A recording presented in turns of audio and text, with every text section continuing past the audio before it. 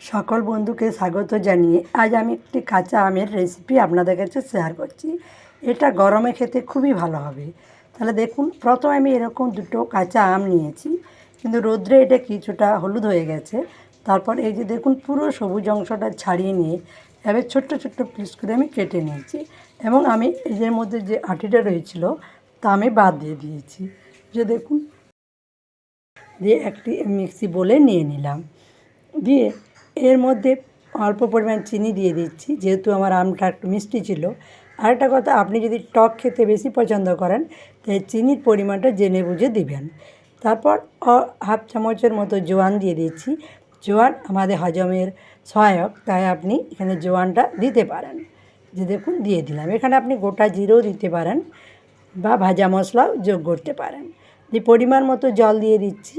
যে দেখুন, খুব বেশি একটা দিলাম না, দিয়ে অল্প পরিমাণ টেস্ট অনুযায়ী লবণ দিয়ে দিলাম। দিয়ে এটা আমি একটা পেস্ট বানিয়ে নিচ্ছি।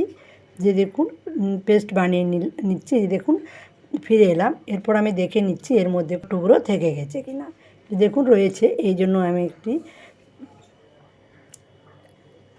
ছাঁকনি সাইজে ছেঁকে নিচ্ছি। আপনি এটা সুতির কোনো কাপড় দিয়েও ছেঁকে নিতে পারেন। যে দেখুন, ঠিক এভাবে চামচ দিয়ে দিয়ে আমি এই পেস্ট থেকে, এই যে দেখুন, এভাবে আমি জলটা নিয়ে যে রসটা রয়েছে তা আমি নিয়ে নিচ্ছি। দেখুন, সম্পূর্ণভাবে ছেঁকা হয়ে গেছে। দেখুন, এরকম হয়েছে। আপনি এটা আবার জল দিয়ে পাতলা করে নিতেও পারেন।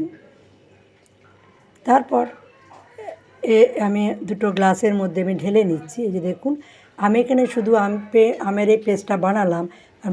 আপনি যদি পুদিনা পাতা খেতে ভালোবাসেন তাহলে পুদিনা পাতার মধ্যে দিতে পারেন, কিন্তু আমি যেহেতু শুধু আমেরই বানানো, এই দেখুন দুটো গ্লাসের মধ্যে ঢেলে নিলাম। এটা আপনি কিছুক্ষণ ফ্রিজে রেখেও পরিবেশন করতে পারেন। না হয় এরকম এর মধ্যে দুটো বরফ দিয়ে দিচ্ছি। এই তো এটা বেশ ভালোভাবে ঠান্ডা হয়ে যাবে। যে দেখুন,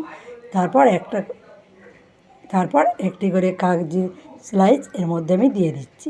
যে দেখুন, এভাবে দিয়ে দিচ্ছি। তারপরও আপনি ফ্রিজে ঠান্ডা করে নিতে পারেন। আর অল্প পরিমাণ এই লেবুর রস আমি এর মধ্যে দিয়ে দেব। যদি আপনাদের এই রেসিপিটা ভালো লাগে তাহলে অবশ্যই লাইক, শেয়ার, কমেন্ট করবেন। নতুন হয়ে থাকলে সাবস্ক্রাইব করে পাশে থাকবেন। আর যদি আগে আমার চ্যানেলে বন্ধু হয়ে থাকেন তাহলে আপনাকে অসংখ্য ধন্যবাদ।